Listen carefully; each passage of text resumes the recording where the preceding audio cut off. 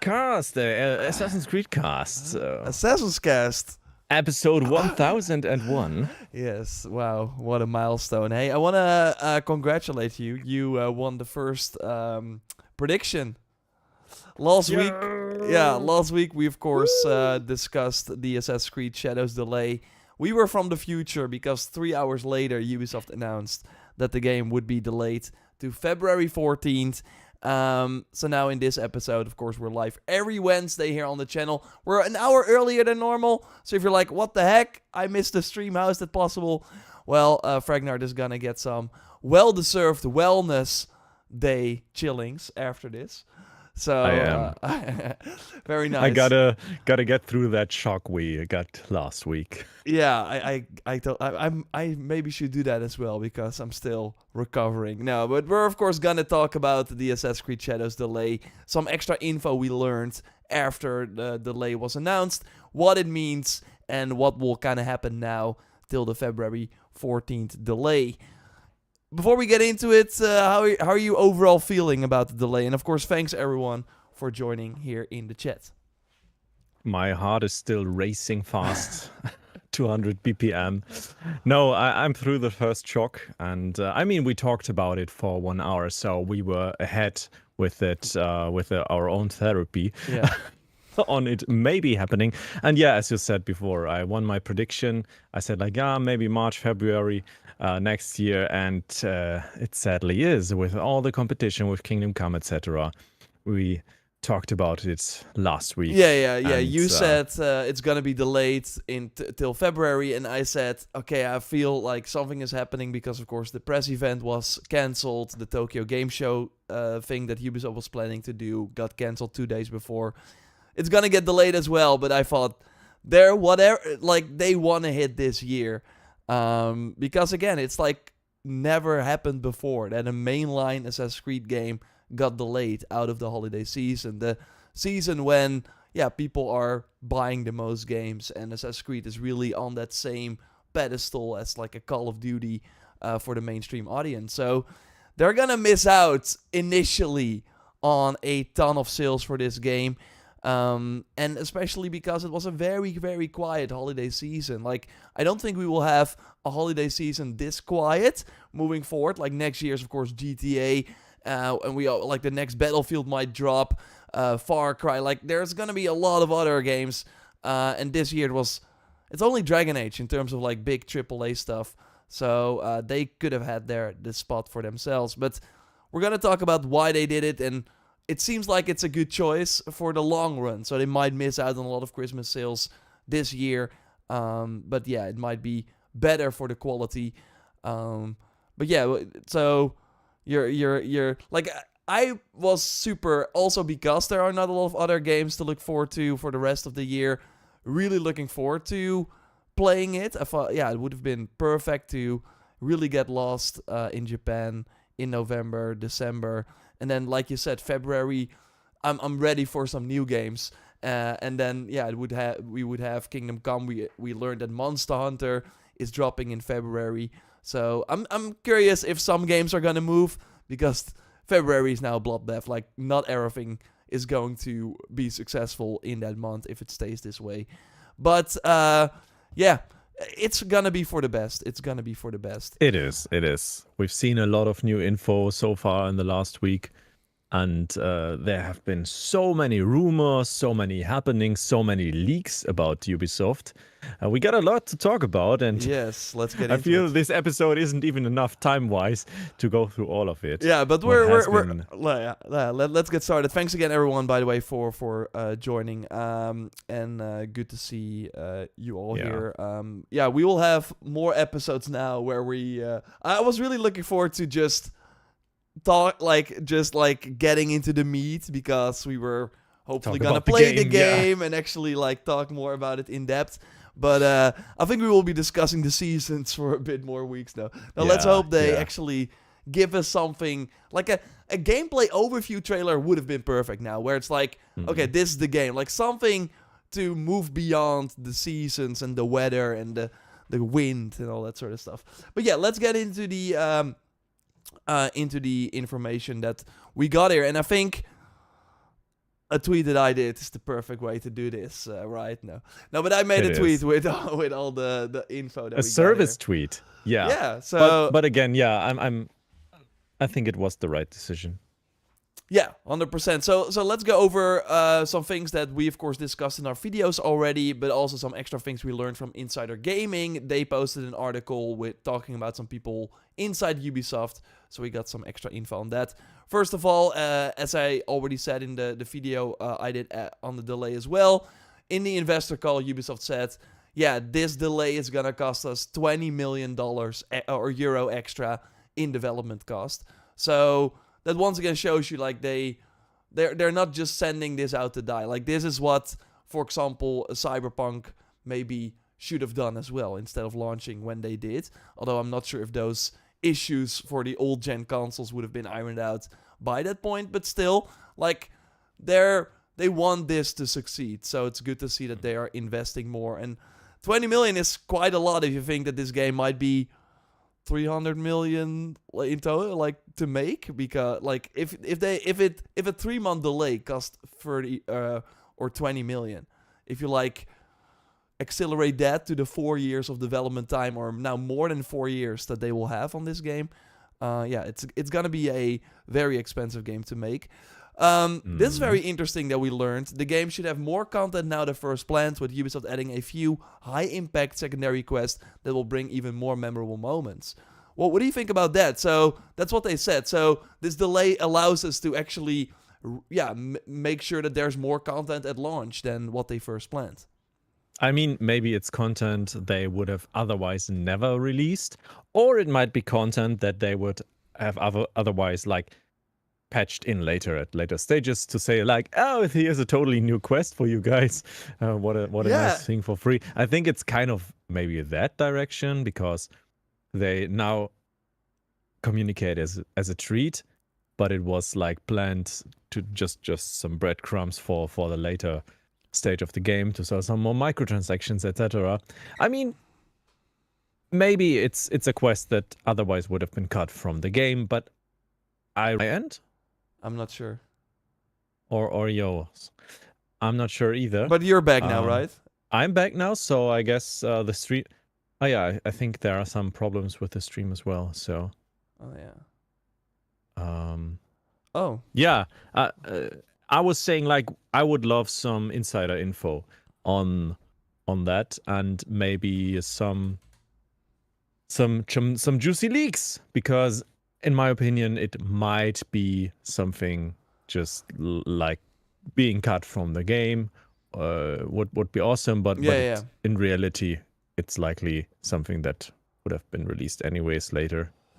Yeah, I'm gonna ask if I get the chance, but yeah, this info was not supposed to be public because it was shared in an internal memo that with everyone from Ubisoft that Tom Henderson shared on Insider Gaming.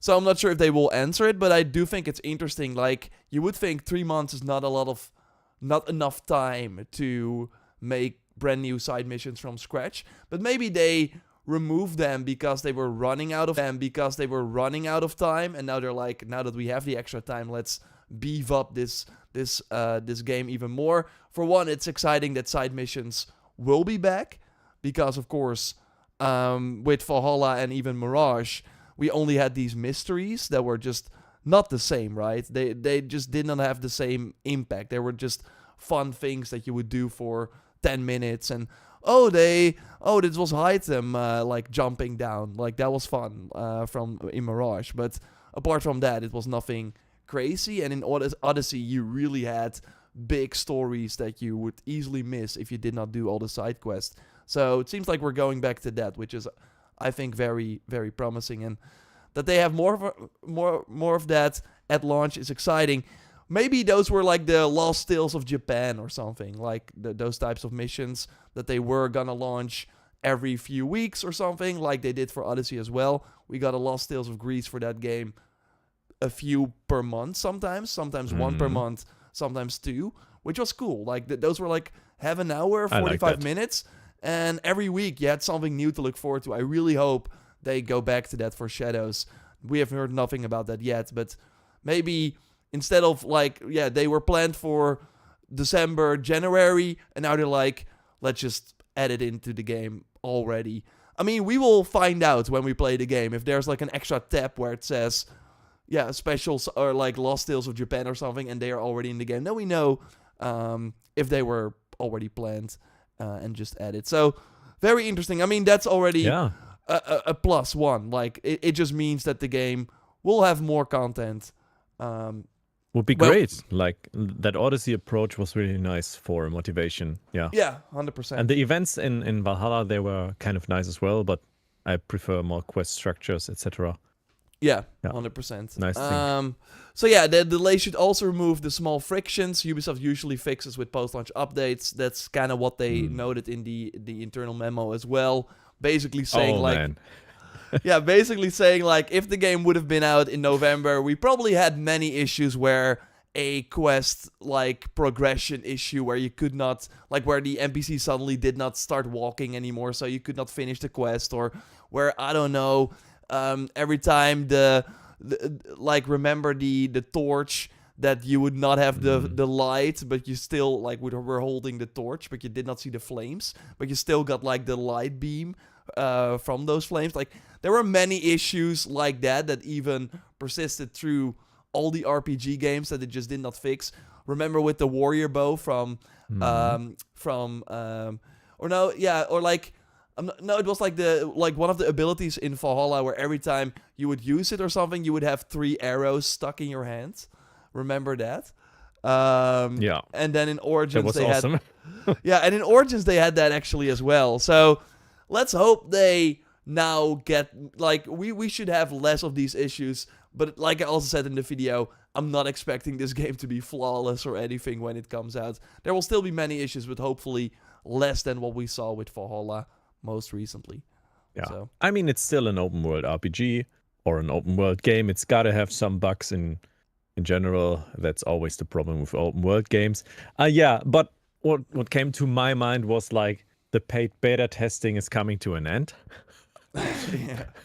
Because actually, like saying, these bugs, we're going to fix them in the past after the release. That's kind of what people criticized about Ubisoft for years now.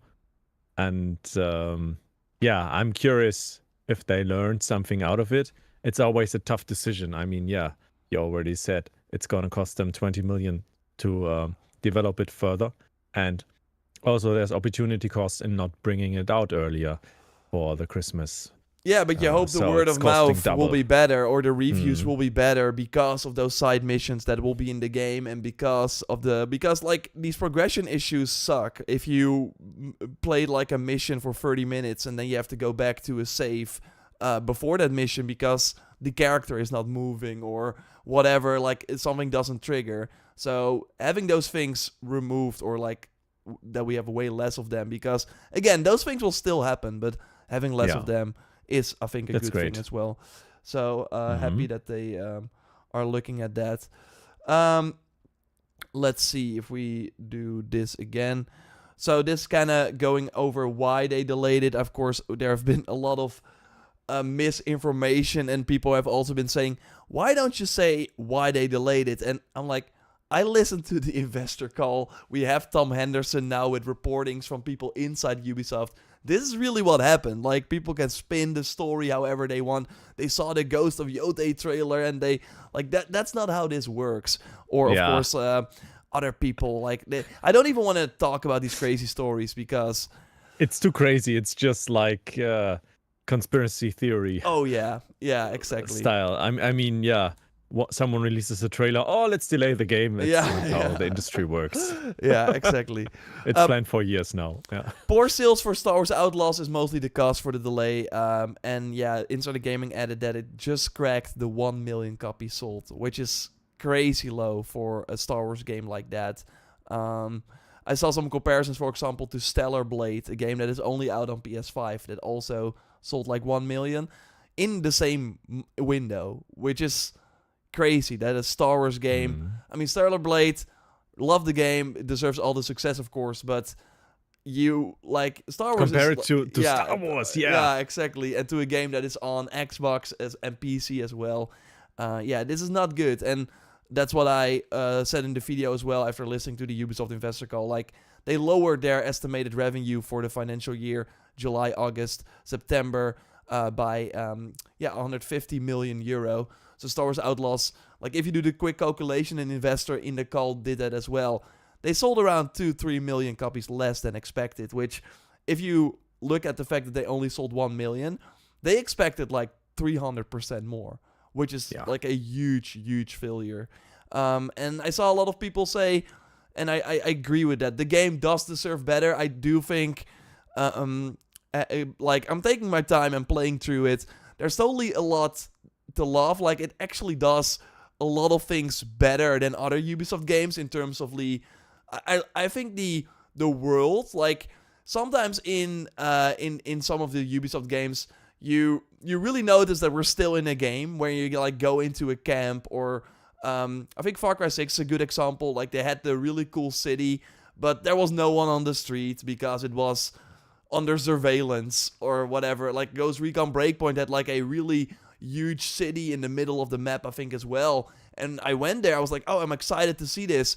And there was nothing happening. And Outlaws is for the first time where I'm really like, I think it's like cyberpunk level sometimes, where you're really immersed into this Star Wars world. There are people on the street.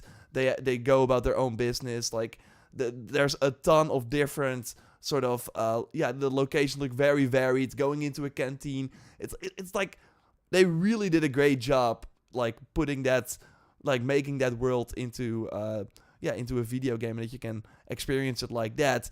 But the gameplay side of it and some of the story missions just don't hit as hard as you would want. And if you compare it to the Jedi games, like, it doesn't make the same impact to me, which is kind of sad. But I do think the game deserves better than what it had now, and I hope the relaunch in November is gonna help. And like, if you don't know, on November 21st, they are expecting to, like, they're launching the game on Steam, releasing the first DLC, and probably lowering the price for the base game and stuff. So what is your take on Outlaws and how it did? And yeah. Oh man, yeah, that's such a complicated topic, right? Outlaws, I would have totally expected those like 3 to 4 million sales as well, because it's Star Wars. It's such a huge IP. And that could have only been happening through years of mismanagement and bad word of mouth, in my opinion, to have a Star Wars game by such a huge company fail with the biggest marketing budget ever in the history of Ubisoft. That's crazy, in my opinion. And it totally deserves better, in my opinion, as well. So I like Star Wars Outlaws. It has its flaws. It has some very nice things in the game, and I think it should have performed better, of course. But it did not, so that was kind of a warning for Ubisoft to make a change and maybe change something that the developers seems to be, due to leaks, I've been asking for years now. Yeah, that's what we're getting to now. So, like, it is kind of, this was needed, this flop, and maybe looking back on it, how crazy it kind of is. And like, I'm not like defending them, like, they screwed this up big time. How can you make a Star Wars open world game and have it like be this big of a failure in terms of sales? And even the reviews, like 76, like that is still kind of good, but they had to knock this out of the park. Although I do think that if this was like a Mandalorian open world game, a 76 would not have been as bad as for the kind of game this is, where I really think they, and I said it before, like, they had to convince people to care about this Star Wars open world. But I even remember when they announced they were making a Star Wars open world game, and everyone's like fantasy ran wild. Like, everyone was like, whoa, this is what they could do, and it's gonna be great. And then they came out with the first gameplay, which looked great, but the more they showed, it was like, okay, so we're just sneaking around, and why is Kay nuking all these stormtroopers with her bare hands? And and then we heard about the instant fill missions for stealth, and it's like, I want to live in this Star Wars world. I want to explore this open world, but I want to be a different kind of character. That's at least my take on it. And nothing against Kay. I think she is actually a really cool, really well written, and just really fun, and which helps. But it's just like, again, a Mandalorian open world game would have been so much cooler, in my opinion, because that series, that TV show is already a game. You go on side quests, and that's why I didn't like the later seasons as much, because it became more like a main quest type of thing. But I think, like, going to this village, oh, there's a big beast that is terrorizing the village. Let's take it out. And like, that was just one of the episodes, and that was just a ton of fun. And it's just kind of wild how they screwed this up. But like you said, this was needed, and maybe it's better that they are screwing up with a game that they don't own. Like, they're never gonna make a Star Wars game again. Like, that's over, especially after these sales. They're like, Disney, thank you for your IP. Avatar also did not work. We're gonna focus on our own stuff again. And they are taking the learnings from this to the games that they actually own, which are way more important to them. So, I mean, otherwise, if Outlaws was a success like this, we would not have seen the changes that we're seeing now, which are all very pro-consumer. So we can look at it from all sides. The big bang was needed, and especially, I mean, it might also be due to trust loss in Ubisoft. The 4A Skull and Bones was like the biggest mismanagement you could possibly do. Yeah, exactly. Because it's like you're knowing your own games not properly. Yeah, and maybe like, and we of course heard about the Singapore government, but we of course saw the Last of Us Online getting cancelled, and everyone's like, oh, I wanted to play that game, that looked awesome, but maybe they internally were like, we can put this out, but it's not as good as all our other Naughty Dog games.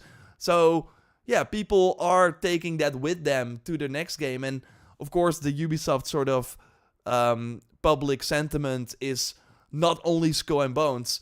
But it did not help when the game came out and everyone slammed it, and for the right reasons, because it's really not great. They take that with them to the next game, and yeah, you're constantly saying a Ubisoft original, but maybe you should stop that, because right now that doesn't mean a lot of good things, sadly. So yeah, let's move on to what they actually what they're actually changing, which is for the best for all of us, even though we all wanted to play this game earlier. But going over this new info that we got, it's for the best that we have to wait a bit. For one, the developers, according to Insider Gaming, who have been speaking to a lot of the Ubisoft people, they've been pushing for a delay for some time, but Ubisoft first did not want to listen. So they're like, we need more time to really get this to the level and quality that we want. But Ubisoft was like, probably, like, that's my... No. Computer says no. Yeah, they were like, we're not missing out on this Christmas money. Like, we put out Valhalla in a pretty poor state as well, and it was the most successful Assassin's Creed. So let's just get this going. We will fix it after the fact. That's probably what they said. But no, because of Outlaws being a flop, they were like, we can't do this again. Let's actually do what we think is best for the game, which is good. The game is currently not in a good enough state to be released. The extra time will also be used to tweak some gameplay mechanics based on feedback highlighted in the playtest and mock reviews. And for people who don't know, mock reviews are...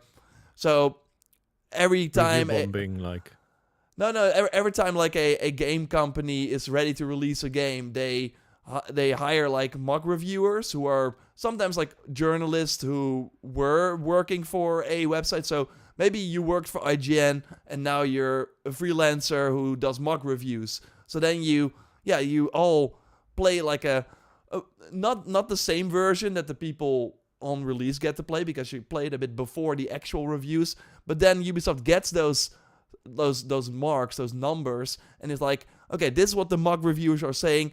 They're all around an 8, so that's probably what we can expect when when the other reviewers go and play it. So yeah, those people already got to play Shadows and were like, hey, maybe tweak this and this, and now they can actually implement that feedback. If they were still going for the November launch, they probably did not have enough time to do that.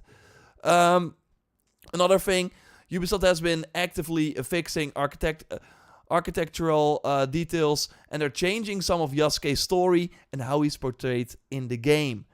So this is basically, let's see where we're gonna bring this in as well. Historical experts were seemingly brought in way later than normal, which caused many issues. And I said, like, I really hope they learn from this. So basically, of course, they always. I really think that people in Japan are even more sort of protective of their culture, and rightfully so. And yeah, Ubisoft for some reason for this game was like, or like we heard about like developers cutting corners to meet deadlines. So normally all the assets they make would be checked a couple of times, but now maybe only checked one time, and then yeah, things slip through the cracks. They also brought in a lot of people before they could actually, or like before they revealed the game. So they got like external people from Japan playing the game. And one of the things I think they noted in an interview once was a lot of like NPCs were still wearing shoes inside buildings. Mm-hmm. And everyone in Japan was like, that's not what we do. So they changed that. And yeah, there were many things like that. Also with buildings not being correct, we of course, but like even with them bringing in those people, there were still many issues. We of course had the flag from that was not historical accurate in a collector's edition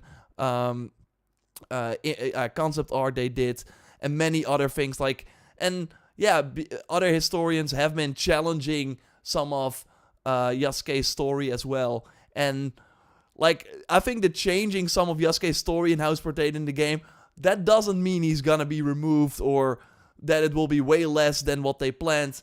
But I think they maybe, yeah, are doing some things that, yeah, are maybe more historical accurate based on extra research they had. And that is just really, really bad on their part that they, especially for a game set in Japan, brought in the historical experts later than normal. While like for Odyssey, for example, I think they have that for Shadows as well. But they really have like people full time in the building at Ubisoft Quebec who, yeah, are historians on the setting. So what is your take on all this?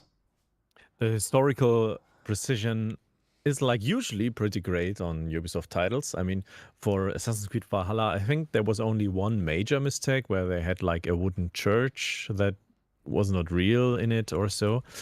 But for the Japanese culture in this case, yeah, of course, you have to get them on board early on to get like maybe some of the in-game mechanics you planned wouldn't even work with those cultural borders if you want to place them in those borders, but you have to consider them, of course.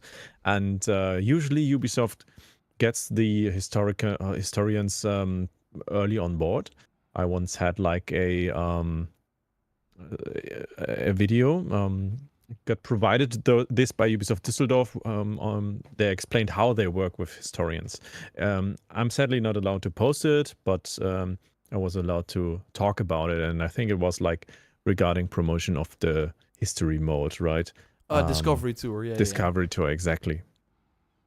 And they seem to promote it as if they play a pretty big role in those titles. So it's surprising that they got them on board so late for Assassin's Creed Shadows. I had this interview I did with Hiro, Einfach Japanisch. So Hiro is from Japan. I already told you in one of the other streams about him. And he's actually a translator, translating Japanese stuff to German as well, because he's from Japan. And yeah, he also stated like, yeah, those tatami mats, like the mats where they sit on, they sit in the wrong places in the CGI trailer. How can that happen? Yeah, exactly. Like, that's a thing you could change so easily. But they messed. And I don't know. Yeah, that's I mean, not it's great. still a game. It's still a game. And I gotta calm myself in some parts, I think, because it's just a game. But if you claim to be a historical tour through like all those those time periods, which Assassin's Creed basically is, then you gotta do your research. Yeah, I mean, it is like a sort of history lessons for many people, and we would know about way more. I mean, I at least, and I think I'm speaking for many people, like we learned a lot through Assassin's Creed about historical periods that we otherwise maybe would never have engaged with. So that has always been really cool. And then I think they even said, like, we're finally ready to take on Japan. That's why we waited this long. And they did not seem ready, actually, looking at all the things that have come out. And that's kind of sad. And that is, like, It is. Overall, I feel, and it has been crazy this year in particular, how there has been this sort of hate train going around games, and that they stop at every, like, new game that comes out, and then they try and find stuff. And like, especially now with Ubisoft and Assassin's Creed, but also other games that we've seen this year, like they really get like they really zoom in on all the aspects and make videos hate bait and all that sort of stuff. It's been crazy this year, but I do think that, yeah, I'm not saying they deserve it, but they did create situations for themselves that could have easily been avoided if they put the extra time in, and were as professional as what we saw with other games. And it's crazy that they did not do that, and they now see that. And they also said, we're gonna have like an investigation on how this sort of stuff happened, and that is good. But for this game, a lot of the damage has been done, although maybe that's also with the delay they can, like, really, before, like, talking about it again, double check everything, because they have to. And those things could have been avoided, while maybe, like, the whole Yasuke situation, I think, is still wild. It is, and gaming has become so toxic. I don't know how that happened and when. I don't know. It's it's also that they have been getting maybe more sort of acknowledgement than I would have gotten them, in terms of, like, even the Ubisoft CEO was like, hey, I want to state we're a creative company and we're not pushing any agenda. Like, they felt the need to say that. And then you kind of put a focus on that aspect again, while, like, we also said that when they, like, put out the red text at one point, where they also tried to defend Yasuke, and I'm like, that, I don't feel that's really needed. Like, stand behind your decisions. Like, you had a couple of years of working on this game, and then now because there are some, like, corners of the internet that are thinking of crazy theories and things that are mostly not true, that are just, like, putting a bad spotlight on it. It's crazy that they are acknowledging that. But other things, like the critique on, like, actual things that should be right in this game in terms of the historical aspect. Yeah, they should have been better with that. But they were brought in way later than normal, the historical experts. So hopefully they learn from that. Yeah, that's a bad decision. Yeah, for sure. And 100%. I mean, like, getting things in structures, architecture ready, right. It should be such an easy thing. You would hope so, and it's not a good look when you have been saying, especially, like, during marketing, where you're like, we take it all very seriously. Like, maybe you should take it even more seriously. Yeah, definitely. So we also have information from Tom Henderson. Pre-order numbers of Assassin's Creed Shadows are down compared to Valhalla, but they're still solid according to Tom Henderson. And a reminder from me, like, Valhalla was the best performing AC ever. So this is not because, and I see that like that story has been, like, told as well by some people. Oh, the pre-orders are really bad. Nobody is buying the game. That is not true. It's just that they need more time, and they're giving the developers more time to hopefully make a better game. And I mean, it will be hard to reach Valhalla success. because that game was crazy. It was like at the height of COVID, everyone was at home. You were coming up like that is also remember how even when Odyssey came out, and there was quite a lot of negativity around Odyssey as well, but maybe people don't remember that anymore. It was mostly because they were like, this is not an Assassin's Creed anymore. We're Spartan now, and it's 1 year after Origins, etc., etc. But I really think that game was a new height for the series in terms of amount of people that jumped into the series again, maybe after AC2, and were like, wow, this new direction is really, really awesome, and I love the colorful Greece world and Cassandra as a main protagonist, etc., etc. And coming from that game to Valhalla, I think really helped as well. Whoa, we're getting another one like that. That's awesome. Of course, Valhalla turned out to be quite different in terms of the RPG elements, but I think that is helping as well. Yeah.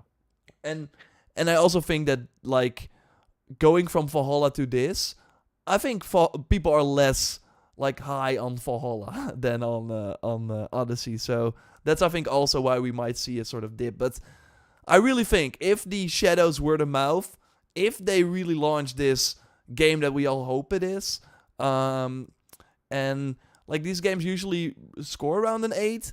Like if Shadows is around that, there are not a lot of reports for bugs and all that sort of stuff.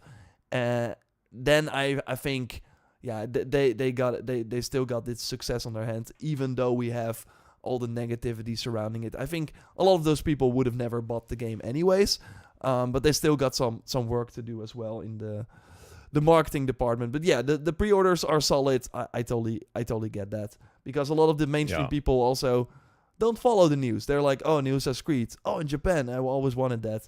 Let's do it. They're also launching day one on Steam now, which is also gonna be a plus. So smart for word of mouth as well, exactly, because Steam is such a popular platform. And you just mentioned the scorings of the Assassin's Creeds when you talked about the last bullet points, and I looked them up. Like AC Origins got like 81 on PS4. Assassin's Creed Odyssey got 83, and Assassin's Creed Valhalla got 80. So they're always around 80. Yeah, and I'm curious what like internal critic scores would have been for AC Shadows right now. Yeah, maybe around that Outlaws, below. Like that 76. Maybe because of the bugs, and like if this delay can push it over the 80, that would be worth it. That would be worth the extra months. For sure, but just wanted to throw that in again. Yeah. But yeah, Steam might be a nice choice for word of mouth, for popularity. Of course, it isn't for your budget, because of course they're taking 30% of the sales. Yeah, but they right now, and we're gonna like if we go more over the bullet points here, we're seeing that they don't care. At this point, they just want you to buy the game.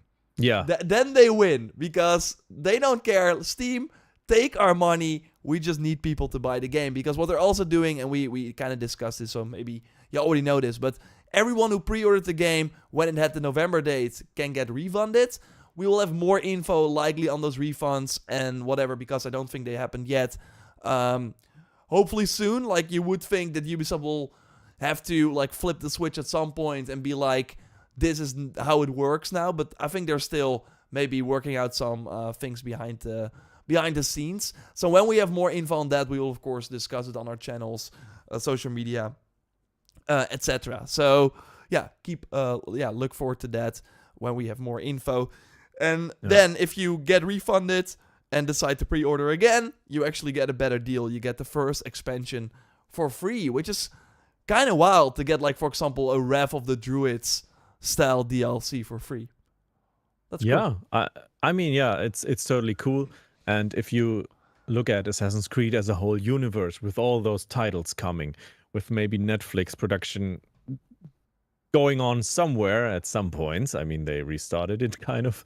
But yeah, if you think about it as a universe, you simply just want to make it popular. And then you, of course, have to spread the word, maybe make it cheaper, maybe give the DLC away for free, and also give Steam some money for promoting it on the top Steam sales for a week.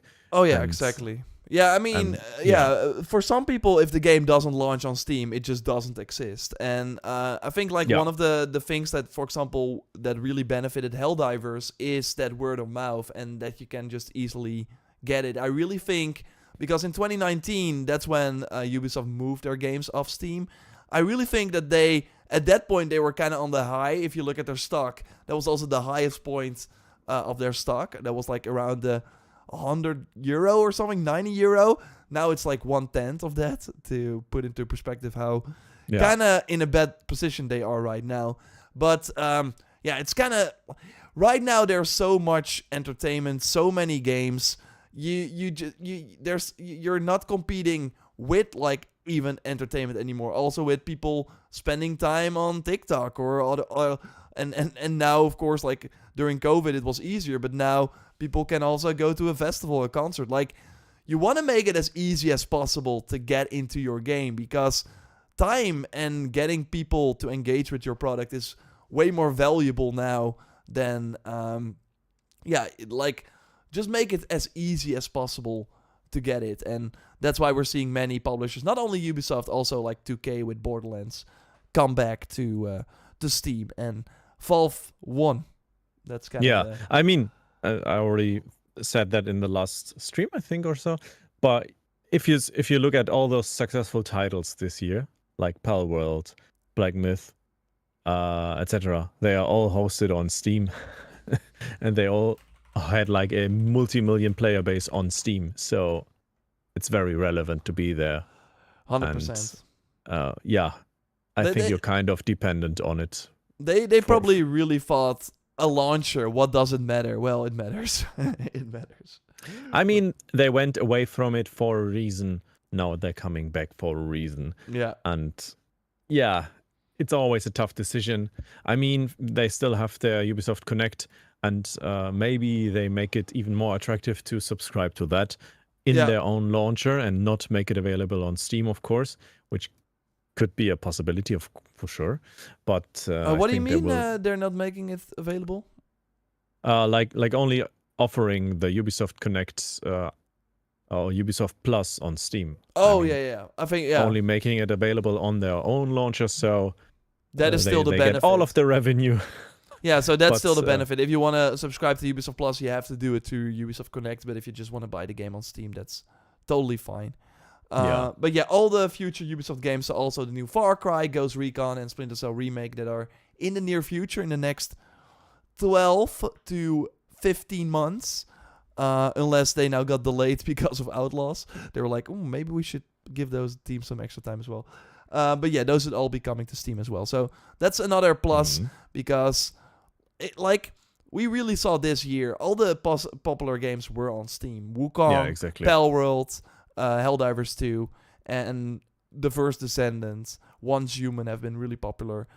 Like, it just is it's not like only a storefront, but it just can really, really enhance the potential for your game, because people will just way easier pick it up, talk to it about friends. Like, right now, your game has to be a conversation. It has to be in the minds of people, and that snowball has to roll. And if you put blockades on that sort of road, the snowballs, people are gonna say, down. I gotta download this launcher. Yeah, nah, I'm out. I have Steam. I'm out. Yeah, you why want should to make it as easy as possible. But then you say, I mean, Elden Ring, Baldur's Gate, New World even had a huge success on their Lost Ark.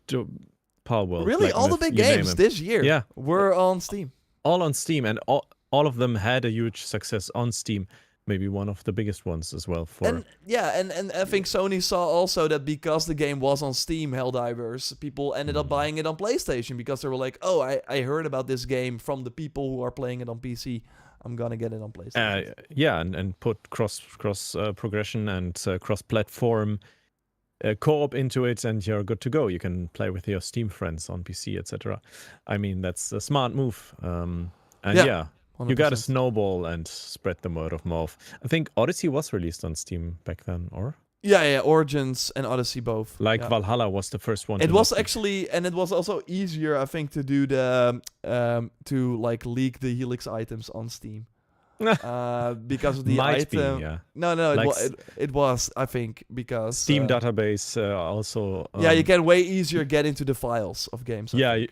with SteamDB, you can like check if anything what has been changed in the game files, etc. Yeah. It's extremely easy. So yeah. That's Wasn't also that the something way there. that Sorry.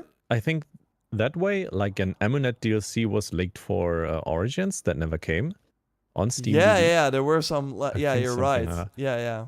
But wasn't that I the? think so. No, there was of course no crossover. Like that's where the crossover information came from. Yeah. Yeah, so But we will have more access to the future of Shadows now that it's on Steam as well. Maybe another reason why they don't want your game on Steam, because you kind of lose some of that security. And your reloads will be busy. Yeah, 100%. Showcasing all the item packs. Okay, so everyone who pre-ordered, again, when we have more info on the refunds and stuff, you would hope that they want to have these new pre-orders up as soon as possible. So I'm sure they're working hard to get that ready. The pre-orders for the collector's edition of Shadows should still be valid. So if you got them like me, don't worry, you should still have it. But the gold and ultimate editions are scrapped. So you will probably, if you bought that edition, get a refund, and then because like now only the standard edition is what is available. No more early access is gone. Or no more early access. We all get to play on February 14th. And the season pass is of course also gone, because we get the first expansion for free. So we know there's a second one then as well. But they will probably launch that later on. Just like at one point. And future games are also, like, they were thinking the season pass model for that. Like Far Cry, the new Far Cry Ghost Recon, they will probably, they might not do like the season pass with the gold edition and stuff. I really think moving forward, Ubisoft will just do 2 editions, and then maybe for their big games, a collector's edition as well. But just a standard edition and a deluxe edition with like the ultimate pack for $10 extra. And if the pre-order now get the expansion for free is like successful for them, what do you think? Like, I would not be surprised if they then just add that to more games. It's a nice marketing phrase to say, the first expansion is for free. But if you do it to all of the games forever, it's like expected, and it's not like the feeling of getting something for free, because it's in there anyways. Like, that's if Assassin's Creed Valhalla was released with the Druid DLC, you would not even like take a second to think that it was that it shouldn't be in the game, right? But it's still if you pre-order. It's still if you pre-order. Like, Ubisoft right now just wants people to buy their games. So if you connect it to the pre-orders only, I guess people are going to pre-order. Yeah, I think more like they're gonna see what, and like, you can even cancel your pre-orders. So what do you have to lose? Yeah, if the reviews are bad, you can cancel it. Yeah, exactly. For some, at least I think, in Germany. I don't know if in the US. In some case, you have to pay, I think, immediately. I'm not sure if you then can cancel. I never pre-order. You can pay. Games. You have to pay immediately in some cases, but in Germany you have like Fernabsatzgeschäft. It's called, like, if you order something via internet or telephone, you always have the right 14 days after it to give it back.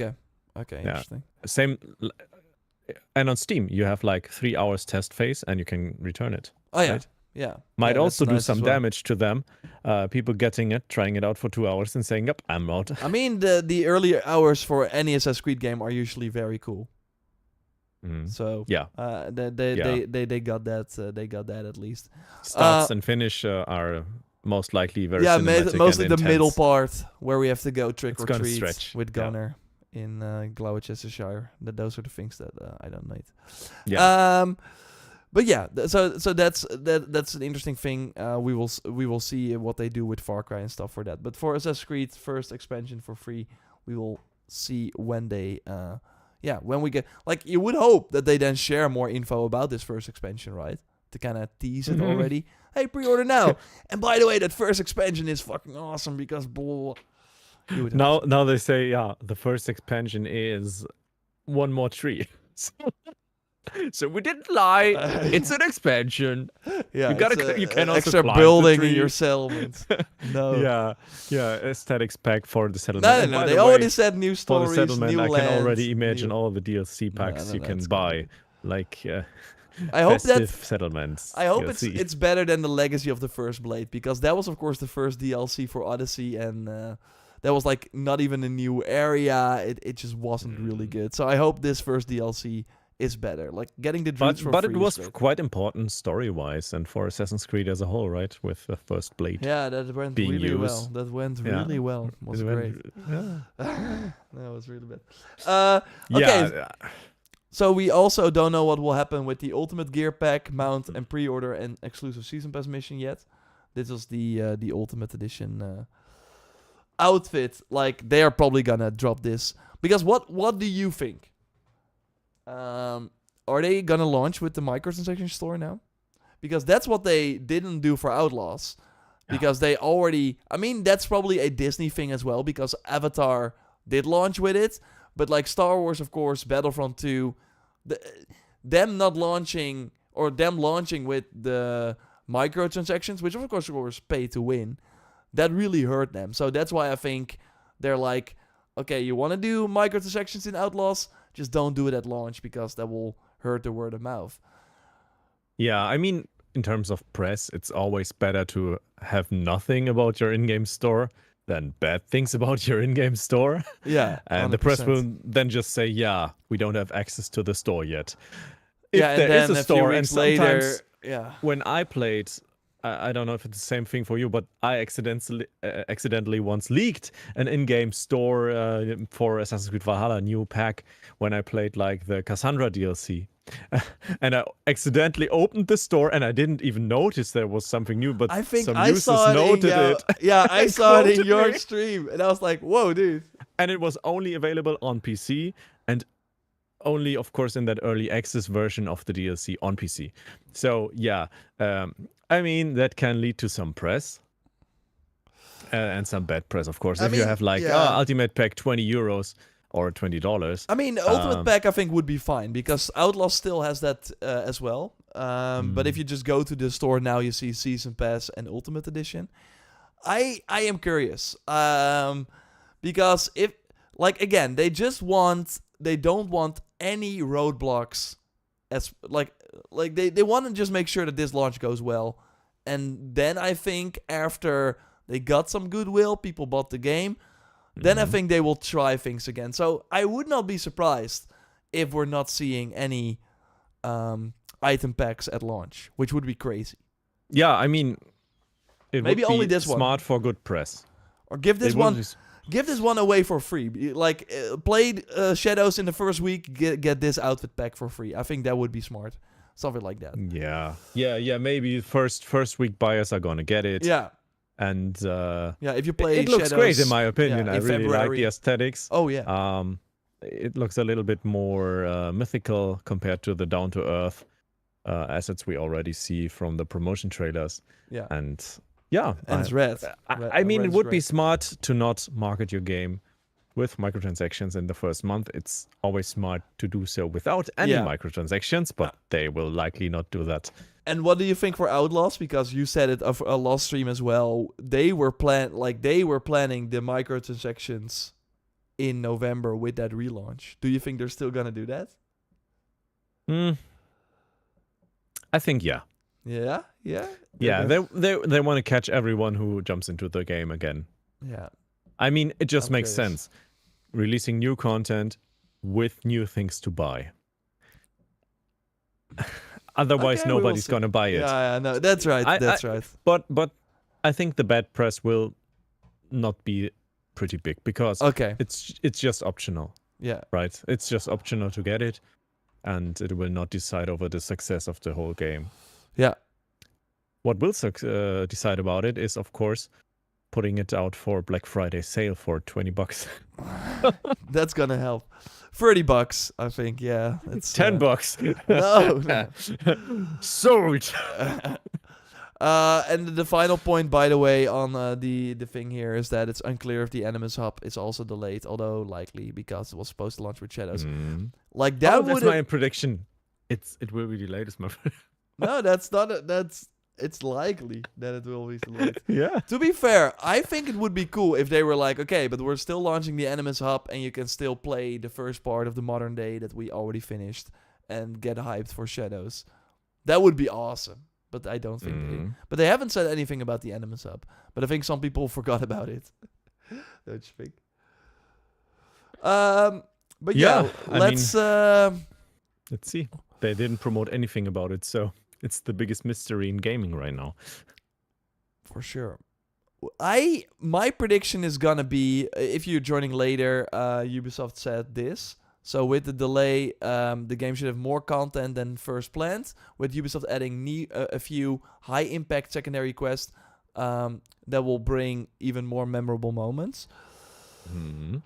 My prediction is that we will, when playing the game on February 14th, notice that these were actually post-launch missions they put in at launch.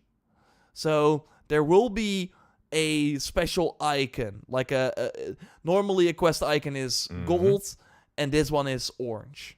Or there will be like a tab in the quest menu, or we will notice that these were actually post-launch missions they added.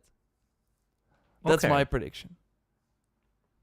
So I'm writing it down right now. So Jordan says there will be the special quest from launch, and we will note if it's a different one or that it's a different one. Yeah, we will. For example, by a color code or something else. Yeah, we will notice that differentiate there are a few missions that are that are different than what they probably would have launched with. So we will notice and that we will notice it somehow. For example, with a color code, or a different icon in the quest or log in that mission they do something that they only do in these 3 side missions, like a sort of choice at the end or something, and in the other missions in the game they don't, so that we can kind of see, that's interesting.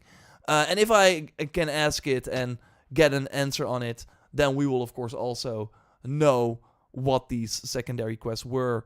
If they I think it would be the best PR for them to say, we would have otherwise not made these missions, but now because we delayed it, we are adding more quests into the game. Otherwise you would have never seen them. That would be crazy. But I think they were already planned. They're probably planned for post-launch, but now they're adding them at launch. I think so too. That's a nice prediction. So I'm on a pretty risky one right now, because we saw on Insider Gaming that Ubisoft is also looking at Yasuke again. And they're of course not removing him. But I would say it might be possible that they change his role from a samurai to, and I don't know if it's called like that in English, but like an honorable weapon carrier of Nobunaga. He was like one of the closest one for him. And it's kind of like changing it from the rank of a samurai to something more down to earth. And I think it wouldn't matter for the whole game, but it's more like historical accurate, because it wasn't proven that he was a samurai. And that's my prediction. I think it's not likely, but I'm taking the risk. So how would we then know that they just never call him samurai in the game? Yeah, might be the case that they have to change all the lines. I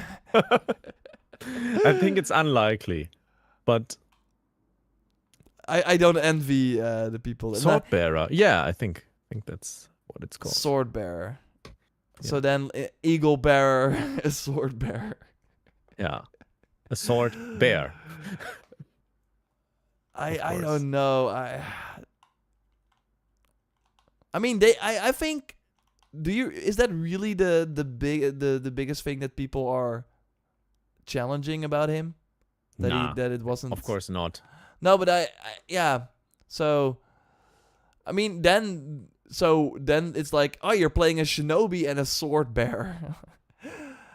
Maybe then they would have to change that marketing as well. Right now they're like, you're playing a shinobi and a samurai, and that of course is... Let me check the Ubisoft store if it says. Oh, okay, it's the saying, become a legendary samurai. Yeah. Become a Okay, legendary so I lost sword already. I mean, maybe they've not updated that yet, I but already but lost. I do agree. I do think the where you're kind of looking at is interesting. So for people who joined later, they are like the Insider Gaming article who talked to Ubisoft employees. They're basically saying that they have been altering some of let's get the phrasing right here.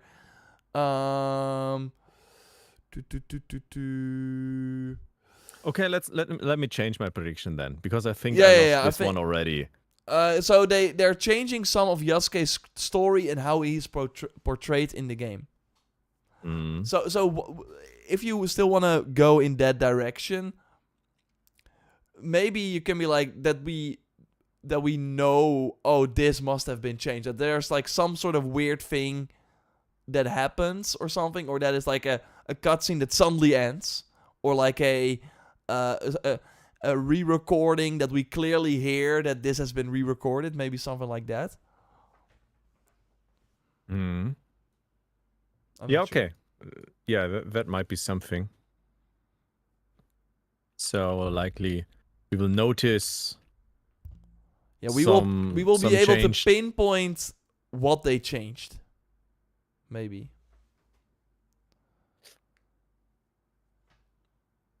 But I'm Yeah, just I think giving that's an... like a better one, Okay. because yeah, I think the other one is Already lost. I Yeah, don't yeah. think they're gonna change it, and I hope they don't. Because I mean, it's not like Assassin's Creed is the first entertainment where they're like Yasuke is a samurai. We had like a lot of Yeah. those kind of pieces of media. So, and if they want to tell that story, let them. Why? Yeah, I mean it's why- totally made up, so it's fine.